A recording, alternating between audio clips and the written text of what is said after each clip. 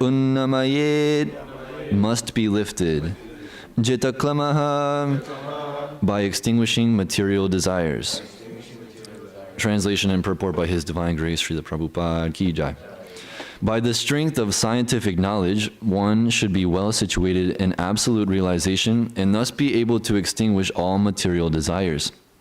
One should then give up the material body by blocking the air hole through which stool is evacuated with the heel of one's foot by lifting the life air from one place to another in the 6 primary places. Purport. There are many Duratmas who claim to have realized themselves as Brahman and yet are unable to conquer material desires. In the Bhagavad Gita 1854, it is clearly explained that an absolutely self-realized soul becomes completely aloof from all material desires. Material desires are based on the false ego of the living being and are exhibited by his childish and useless activities to conquer the laws of material nature, and by his desire to lord it over the resources of the 5 elements. With such a mentality, one is led to believe in the strength of material science, which, with its discovery of atomic energy and space travel by mechanical vehicles. And by such tiny advancements in material science, the false egoist tries to challenge even the strength of the Supreme Lord, who can finish all man's tiny endeavors in less than a second. The well-situated self, or Brahman realized soul, perfectly understands that the Supreme Brahman, or the personality of Godhead, is the all-powerful Vasudeva, and that he, the self-realized being, is a part and parcel of the Supreme Whole. As such, his constitutional position is to cooperate with him in all respects in the transcendental relation of the served and the servitor. Such a self-realized soul ceases to exhibit his useless activities of attempting to lord it over material nature.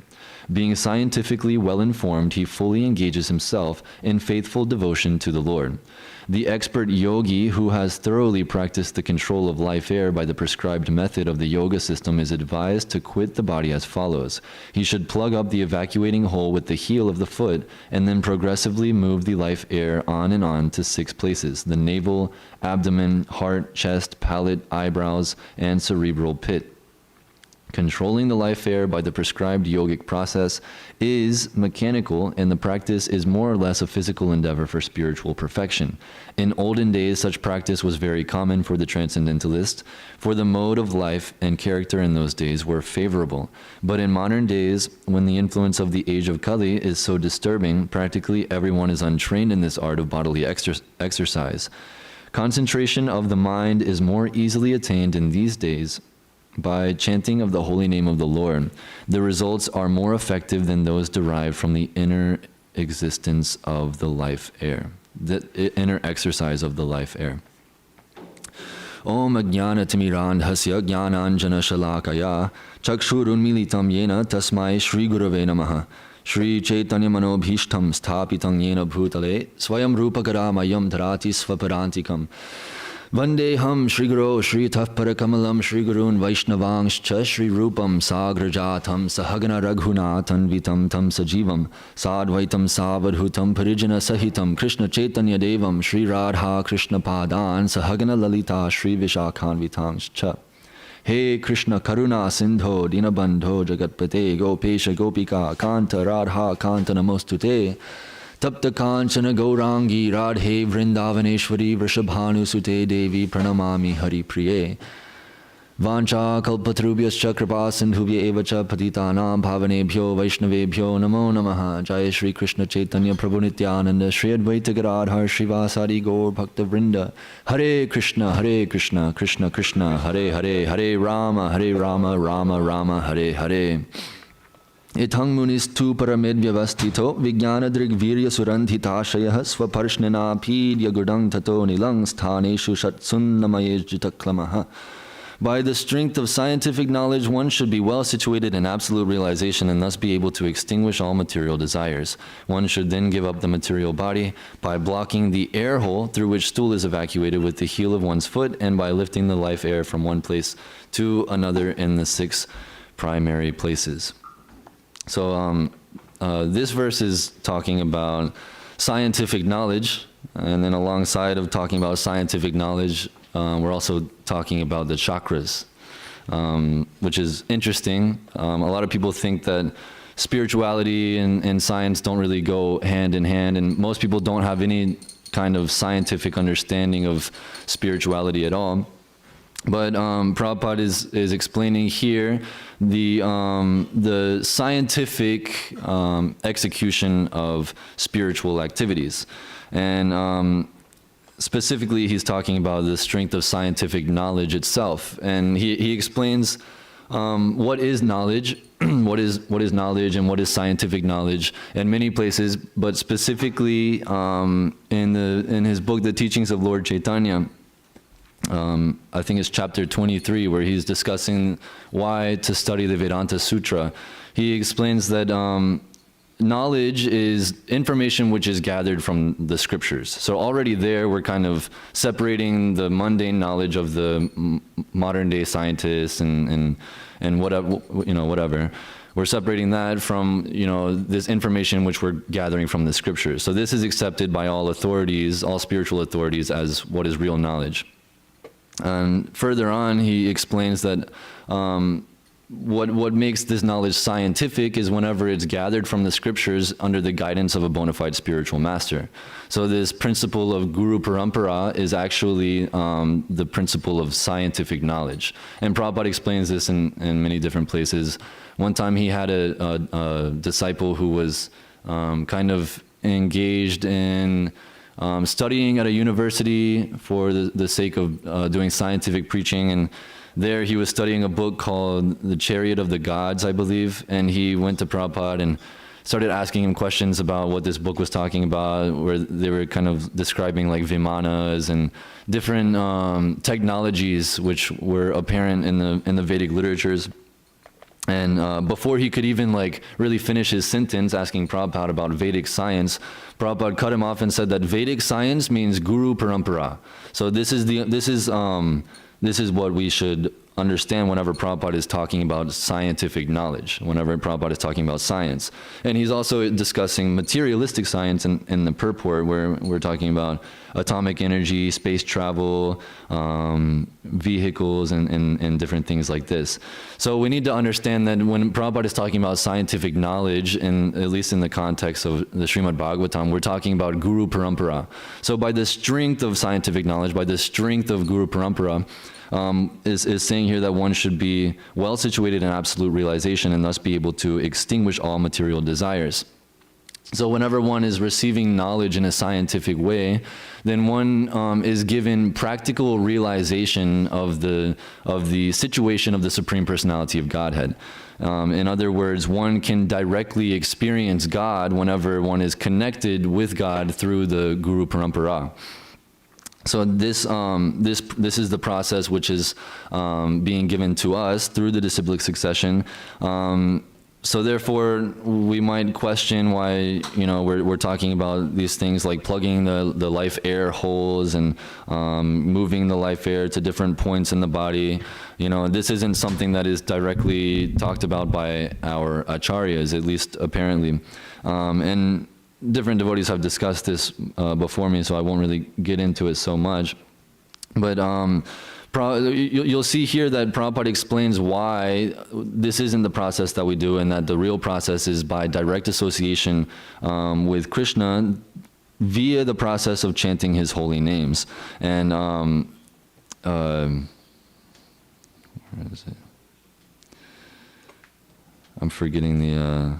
I had a reference somewhere, but the understanding is that if one has not established a direct connection with the Supreme Personality of Godhead, but undergoes all these different activities of so-called transcendentalism, then he is always liable to fall back down because of his material desires, which are kind of being agitated by the mind. But the mind is being agitated by the senses. So in this way, there are many so-called spiritualists who really have no scientific knowledge when it comes to transcendence. And Prabhupada is calling these people here duratmas. And this is a word that he uses a lot in Bhagavad Gita, he uses a lot in Srimad Bhagavatam, and specifically in the Nectar of Instruction, he uses this word a lot, especially in the first two text of the Nectar of Instruction, where he translates Duratma as a cripple-minded person, and here we're hearing about a someone who is well situated in scientific knowledge, and specifically we see, where is that? This word vyavastitaha is a word which kind of refers to the situation of the mind, the fixation of the mind in devotional service. And this is something that Duratmas, they don't have. Their mind is, although they may make a big show of being spiritual, they might wear the dress, they might say very spiritual things and things like this, their mind is constantly agitated by the three modes of material nature. In many different cases, Prabhupada explains to us the difference between a Duratma and a Mahatma, so that for the benefit of the whole world, we can distinguish the difference between these two. And Krishna himself, he gives the definition of a Mahatma in the Bhagavad Gita, and one of the most integral factors of what makes a Mahatma is that he is, that his mind is, what is the language that is used? Mahatmanas tumam partha daivim prakritim ashrita bhajantyananya manaso. Bhajantyananya manaso. So ananya manaso is that means that his mind is never deviated from bhajanti, from devotional service. So this is the most intrinsic quality of a Mahatma, that his mind is never deviated from the activities of pure devotional service, which means undergoing specifically the 9 primary processes of devotional service.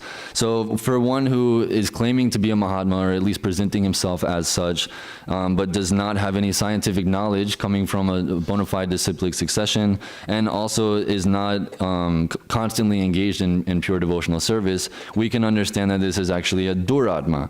And such a person is never able to conquer his material desires. And obviously, we know that the whole point of specifically this human form of life is to develop a love of God, ultimately. And through this process of bhakti yoga, or devotional service to God, then we can conquer the powerful influence of the senses, and then at the time of death, we will be able to go back to Godhead. So this is the goal. But for one who is not situated in scientific knowledge, this goal is never achieved.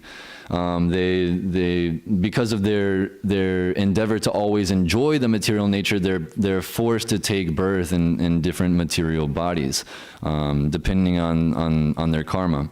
This is also explained. Bhunkte bhojayate chai. What is it? How does it start? Purusha prakriti stohi. Purusha prakriti stohi bhunkte prakriti jan gunan sagunan samatityaitan. No. Karana. Anyways, the one who wants to enjoy the 3 modes of material nature is forced to be born into sada sadyoni, to good and bad wombs. So according to one's desire to enjoy in different modes of material nature, he's forced to enter into different wombs, good or bad, like animals or like demigods and like this. But this actually isn't the goal of life in general, to constantly be born in better wombs, and then maybe get a bad birth after that, and then like keep going up and down like this. The point is to completely release the living entity from this material situation altogether. And here we're learning about Prabhupada calls it a mechanical process by which the life air can literally be taken out of the body. And but he explains that this is not so practical in the modern age because of the frailty of the mind. And this frailty is something that everyone is suffering from, especially in modern times. There's so many of these like psychological disorders and all these things that new things are always coming up, and it's common from like a very young age that somebody has like anxiety and depression and things like this. But all of this is only due to this frailty of the mind. When one has fortitude of the mind, when one is strongly determined and is situated and things like this, then one does not experience all of these like psychological problems, and these problems are actually foretold in the Srimad Bhagavatam. Prayanal payusha sabya kalavasmin yuge janaha mandasu mandamatayo mandabhagya hubardrutaha. That I'm always forgetting these. That one is he has a short life. That he's lazy, he's unintelligent, and he's misguided, and ultimately he's very unfortunate. He's very unlucky. So this is a quality of every single living entity. He's always disturbed. He's always disturbed. That's right. So these are the qualities of every living entity born in this Kali Yuga. I mean, it's normal for animals to kind of like behave like this, but in Kali Yuga, it's like the human beings are reduced to the quality of animals. And in this way, the processes of Ashtanga yoga and Jnana yoga and things like this, they're just not so practical, because the mind is so wavering that one cannot actually focus on any path and not deviate from it. So therefore, we're recommended by the acharyas to actually engage our senses in the process of devotional service. Specifically, Prabhupada is mentioning here this process of chanting the holy names, which is the core activity of all the devotees. But we also hear of where is this Ambarish? Is that 5th canto? Have you read about it yet? Is that 5th canto? Is it 9th canto? So in Srimad Bhagavatam, we hear the description of Ambarish Maharaj, who engages in these different processes of devotional service with his different senses. He uses his feet to walk to the temple. He uses his hand, his sense of touch to touch the devotees and to smell the flowers that were offered to the Lord and different things like this. So in this way, we can see practical ways by which we can engage our senses and also become purified in this way, instead of completely withdrawing them. Krishna explains in the Bhagavad Gita this principle of one's a self-realized person can retract and also I don't know the right word. Like a tortoise. It's like his senses can be like the limbs of a tortoise, where he can have them out sometimes, and he can also retract them and not engage them in anything at all. So unfortunately, because we don't have any practice in this activity of sense control, most people are very, very bad. They're very, very good at letting their senses go and engage in so many different things, but they're very, very bad at withdrawing them. So therefore, the process of devotional service, and specifically the process of living in the association of devotees and going to temple programs and things like this, is meant to be a means by which one can always engage their senses in the activities of devotional service. Nonetheless, we're still careful to only accept those things which are favorable and always reject those things which are unfavorable to the execution of devotional service. Kalki Prabhu knows this one. The 6 limbs of Sharanagati. Anukul yasya sankalpa pratikul yasya varjanam rakshishyate something.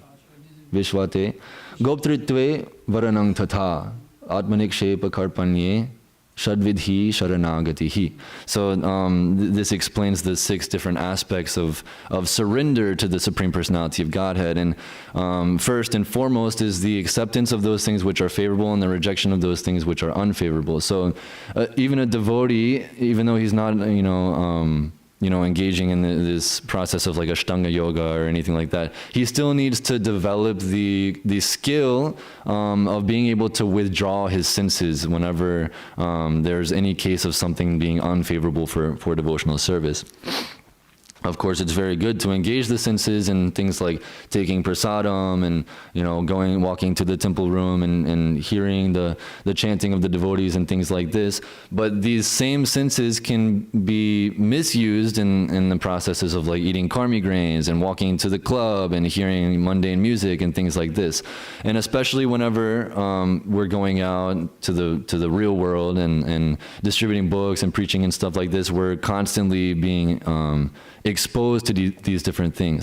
So the process of Krishna consciousness is meant to train the devotee to be able to withdraw his senses from these things. And Prabhupada explains in I think it's one Bhagavatam purport, I'm not really remembering, that the test of a devotee, the test of a devotee's advancement is whether or not he is able to withdraw his senses from mundane activities at the time of temptation, really. And there are so many cases of devotees in the past who have fallen down from, very, very simple things like indulgence in intoxication and illicit sex and things like this. But specifically in the Srimad Bhagavatam, there are so many instances of devotees who have overcome these things, and also in Chaitanya Charitamrita with Haridas Thakur, who was persuaded multiple times with prostitutes from deviating from his execution of devotional service. But because he was his mind was firmly situated in the activities of devotional service, these things were very easy to overcome. And this is because he was fully surrendered to his, not only his spiritual master, but the Supreme Personality of Godhead. And this is explained in the 7th chapter verse that we chant every day, Daivi Hesho Gunamayi Mama Maya Duradyaya Mameva Ye Prapadyante Maya Metam Tarantite. Yeah, So if one surrenders to the Supreme Lord, then this then Maya is very easy to overcome. But for one who is not surrendered, for one who is holding back and who is taking shelter in the material energy and keeping material desires, whenever one is faced with different temptations in life, then it's very difficult for him to overcome these things. But Prabhupada is explaining here that by the process of scientific knowledge, by the strength of scientific knowledge, by the strength of Guru Parampara, by hearing the message of Krishna through the lips of the bona fide acharyas, then these things can be very easy to overcome. Of course, this isn't something that happens overnight. Attaining love of God is the most valuable thing that one can ever attain. And it's not something cheap that you just wake up one day and you have it. Of course, we have kripa siddhis and things like this, but this is very rare. One has to undergo this process for many, many years with great determination, never wavering in this path or anything. If you ask like a millionaire, how did you become a millionaire? And none of them will say that they didn't have to work hard. They didn't have to, they didn't have to give up everything. They didn't have to completely dedicate their life to it. Of course, some people, they might be born with a silver spoon in their mouth, but that's because in previous lives they've accumulated so much good karma that they can just be rich from the moment they're born. The point is that you have to work very hard to get anything in this world. Specifically because love of God is the most valuable thing, we can understand that you have to work even harder than the materialists that are trying to get material happiness. You have to work so much harder than them. Like many people are working 12-hour days, like a karmi job. I was just reading today that Biden is kind of like bragging that in his administration there's been less unemployment, and that never at any time has there been so many people working jobs. But then if you look at the statistics, it's like that because people have to work multiple jobs now just to like pay for all of the, all this inflation and stuff like that. I think like 44% of people have 2 jobs, and then like on top of that, they're doing like a side hustle, and so many things like this. So they're working so hard, they're working so many hours a day, they're giving up so much sense gratification. They'd rather be sleeping at home, they'd rather be intoxicated, they'd rather be doing all these things. But instead they're going to make money, instead they're providing for their family like this. So the devotees, they should see this and think, the aim that they're going for is just material happiness, which is very cheap, it's very easy to get actually. My aim is to attain love of God. I have to work harder than they do. This type of conviction, this type of determination is actually required for a devotee. And if one doesn't have that, then it's going to be just as mundane as the materialists. If you're thinking that you can get love of God just by hanging out and eating and sleeping and, just making a big show of performing devotional service, then you're only cheating yourself. You're not cheating anybody else other than yourself. So the point is that one has to strengthen the mind, and there are many different processes of doing this. But specifically, in this month, we're in the Prabhupada Marathon, where we can arrange our entire lifestyle around distributing Prabhupada's books. And if you're not going out every day to distribute Prabhupada's books, the idea is that you should be doing all of your activities to assist those who are going out every day and distributing Prabhupada's books. During this marathon, there's so much mercy. Prabhupada was so happy to see all these books being distributed. And we can also tap into that by giving up what we want to do and actually doing what we're supposed to do. Now is the time to distribute Prabhupada's books. This is what we're supposed to do. This is the culture of Krishna consciousness, that you're told to do something and then you go and do it. And this is the process of scientific knowledge. And by the strength of scientific knowledge, it becomes very easy to overcome all material desires. It becomes very easy to conquer the senses and things like this. So if one, engages in this activity of distributing Prabhupada's books, especially at this time, then going back to Godhead is almost guaranteed. One just has to maintain this mood throughout their entire life. Of course, you have to do the needful. There's so many different things that we have to do. We have to open temples. We have to do college preaching. We have to distribute prasadam and things like this. But now is the time to distribute Prabhupada's books. And if we dedicate our time and our whatever strength we have and whatever intelligence we have, then surely we'll be able to conquer over these senses which are causing us so much trouble. This is a scientific process that has been proven in the past, and we can predict in the future that this will also work. So one who is a little bit intelligent can realize that this is what I need to do to actually be happy. The whole goal of everything that we're doing is to be happy. The problem with Western civilization is that everybody wants to be happy, of course, but nobody is willing to do what they're supposed to do. They only want to do what they want to do, and in this way, everybody's at each other's throats. Everybody wants the same things, and everything's in a limited amount. So everybody wants to basically kill each other over basic resources like food and water, and of course, sex and cars and all these different things. But previously, in Vedic culture, there's a sense of dharma, that you can't just do whatever you want to do. You have to do what you're supposed to do. And then actually, if I execute my dharma, if I execute my duties, then I can attain something much higher than if I just wanted to sleep today, or if I just wanted to spend all my money on this or that, or go off and have sex with multiple women at the same time, and all these different things. The difference between that type of society and ours today, you can just see it, that any society which still has remnants of this aspect of dharma, they're still prospering today, materially and spiritually. But you see a country like America, which is only like 200 something years old, which is very young if you look at the history of other countries, and it's already on his spiral down. It's very clear, it's already on his spiral down. So this principle of dharma needs to be implemented in the process of devotional service. This is what protects us from engaging in things which are unfavorable from Krishna consciousness, and this is what institutionalizes the execution of activities which are favorable for Krishna consciousness by the principles of varna and ashram. So if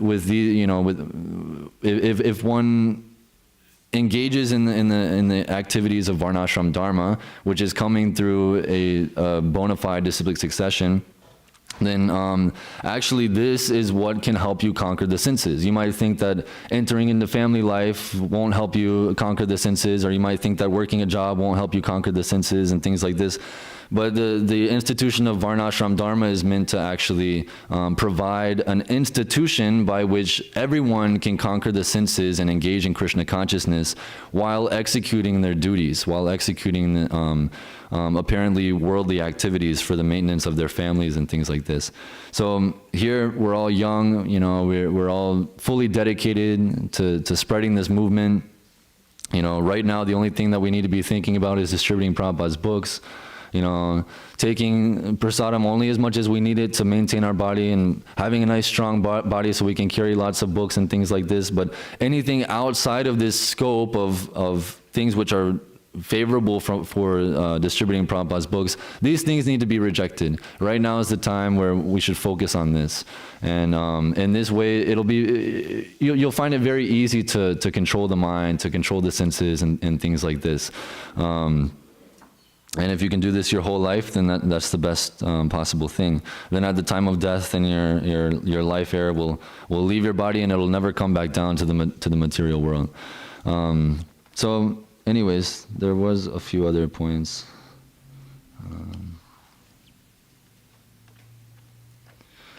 It's very simple stuff, This is an example of how Prabhupada is always hammering in these ideas of conquering the mind, controlling the senses, engaging in devotional service, recognizing your relationship with God, understanding that He can, understanding how small we are and understanding how big He is, and also understanding the pointlessness, that he calls it childish and useless. What is this?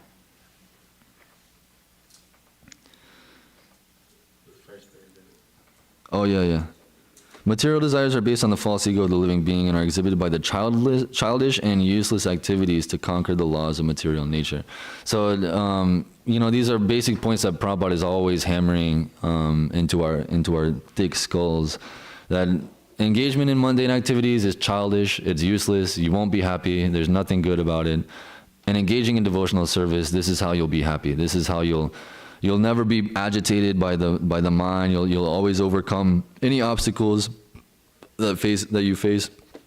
So this is is very, very simple. It seems like something which is very complicated. You start reading about blocking, blocking holes and moving your life air and all these things like that. And of course, we have no knowledge of this. It sounds, we don't have any idea of this. But Prabhupada makes these things very, very simple. People spend many lifetimes trying to perfect this process of moving their air around their body. And then Prabhupada very easily explains how we can just go back to Godhead in this one life. So we should take it. We should not miss this opportunity.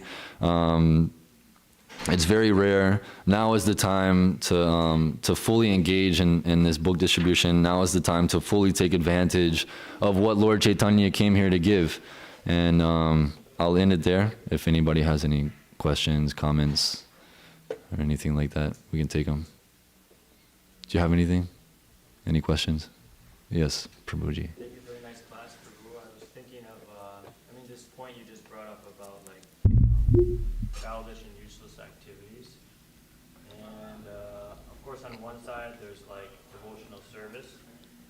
Then the other side there's these childish and useless activities. So what happens when both of them get mixed up? Yeah, this is a big problem in our movement today.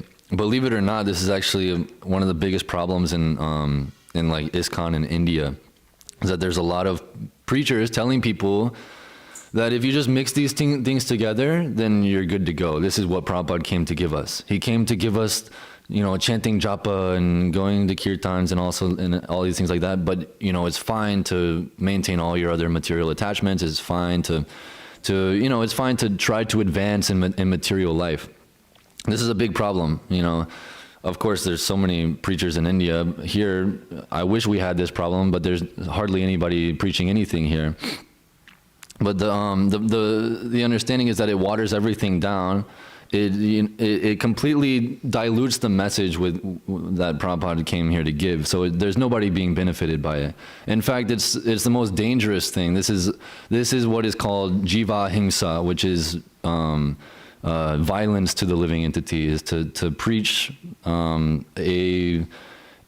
a misconstrued idea of pure devotional service by saying that material activities are the same as pure devotional service. This is the most atheistic, this is the most demonic, this is the worst possible thing that you could possibly do for a living entity.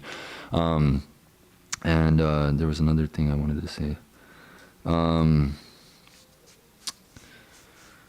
What was I going to say?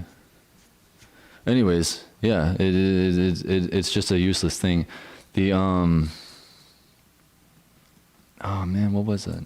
I had something. If I remember it, I'll come back to that point. But How does that differ from like, Krishna's instruction in the Gita where he tells Arjuna like, just do your activities, but just think of. yeah. So that's karma yoga, which is offers the difference between karma yoga and just like straight up karma kanda is that.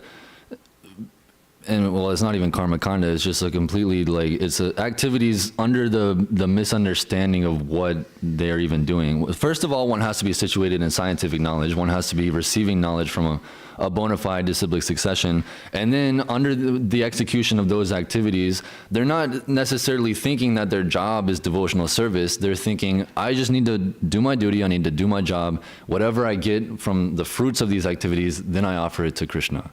This is karma yoga. But for one who has a misunderstanding of this, they're thinking that my work is my devotional service. And that's where the difference is. If one is working and the whole time he's thinking, I need to get these fruits so that I can offer it to Krishna, he's always thinking of Krishna. But if one is always working and he's getting money and he's using the fruits of his activities for his own sense gratification and his own advancement in material life, he might be making a big show of thinking of Krishna. He might be showing up to the temple and different things like this. But because of this, because of the fact that he's not connected in a bona fide line of scientific knowledge, the result won't be the same as somebody who is. That's the point that I meant to make. That there's a disconnect. There is no scientific knowledge there. There is no guru parampara. That's the key factor there. Yeah, so many Hindus, I think, they become like a ISKCON, like Krishna Life member. then they just go back home. Yeah. Pay like $1,000 to go back home. Yeah, there's like a difference between being like innocently, like Matsya Prabhu is always making this point, that these Patel brothers, he's like, I really hope that like these guys running Patel brothers, I really hope they go back to Godhead for letting us do this, and they're not seeing that them letting us go there, this is my ticket back to Godhead. They're not trying to use it like that. Just out of like their simplicity or just out of their piety or whatever, they do these things and they get so much benefit by it. But if you do these things and you do it for the purpose, like this is actually offensive, Exactly. This is actually offensive. And, this is actually where, you fall under this category of, you might wonder, like, how you can possibly think that the chanting Hare Krishna falls into the category of karma kanda. This is where that you start to, like, get into that realm, whether you know it or not. Well, you're treating devotional service as just another materialistic thing. And, Guru Maharaj, he talks about this one devotee who shamelessly says, yeah, I'm only doing this because I want to go to the heavenly planets and enjoy. This is the best way to do that, actually. If that's what you want to do, then Krishna consciousness is the best thing for you. But that's not the goal of it. And, that needs to be understood. Yes, you had something? Just on the same point, I was just hearing yesterday that during Bhaktivinoda Thakur's time, you could buy an initiation certificate. Oh, wow. Outside of the temple for 5 rupees. Huh. Not from him, though, right? I'm not sure who was selling that. Yeah, okay. It was during that time. You buy a certificate for 5 rupees. I mean, you can practically do that nowadays. You just have to stand in line for a while for a lot of these guys. But, yeah. Mitravan, Prabhu, you had something? Yeah, I remember in New York, Vishnu Chinnapur, we made the point in regards to like a Harnam was going on there. There's quoting from something, I forget, he said, wherever, like, people could benefit if they see, like, Sankirtan happening, or if they even go to a place where the Sankirtan Yoga had happened. Uh-huh. So everybody shopping at Patel Brothers is getting purified just by the fact that Yeah. Sankirtan has gone on there. Yeah. I mean, actually, like this whole this whole planet is gradually being spiritualized, and you can see this. Like we were talking about the other day, is like you go to Walmart now, they have this thing called Karma water. They have shoes called Brahma shoes, and then like all these like cool. Places, Brahma and all. Yeah, there's like all this cool spiritual stuff. You go anywhere now, and it's like very common to see things like karma and yoga and like all these things. And this is because of the Sankirtan Yajna. That's the only thing. It's like the consciousness of everyone is being changed. I mean, there's been surveys. It's like, do you believe in reincarnation? It's like, I don't know what the statistics are, but it's like way higher than it was in just like maybe like 20, 30 years ago. You know, it's becoming like widely accepted. You know, and it'll gradually become more and more. And this is because of Prabhupada's books, you know. It's creating like a subtle elevation of like consciousness. It's spiritualizing everything, whether or not people are reading the books. That's why, you know, you might be distributing books, you might think, oh, nobody's going to read these or whatever. Do it anyways. You know, the books aren't going to go anywhere. They might sit on a shelf for a little while. It benefits you, it benefits them, it benefits the whole world. Somebody's going to pick it up and become a devotee. So yeah, anybody else over here? Mataji's, anything quick? Yes, Mataji. I've also, like, in addition to that the scientific process of consciousness and the Guru Parampara, I've also, at least in my understanding, I interpreted that it's also like, you know, this process of Krishna consciousness, no matter who does it, they'll get the same end result. So that shows like the scientific process. So could you talk about like how those two are like interwoven, the Guru Parampara and the... Right. Yeah, I mean, there's historical evidence, you know, we have practical realization that if we follow the Guru Parampara, then we get these results. And these things in tandem, we see that the Guru Parampara is scientific because if you follow the Guru Parampara, you get this result. It's the same thing, you know. Okay. I don't think I have it. Was it posted like in a communication? I don't think it's there. I never got it.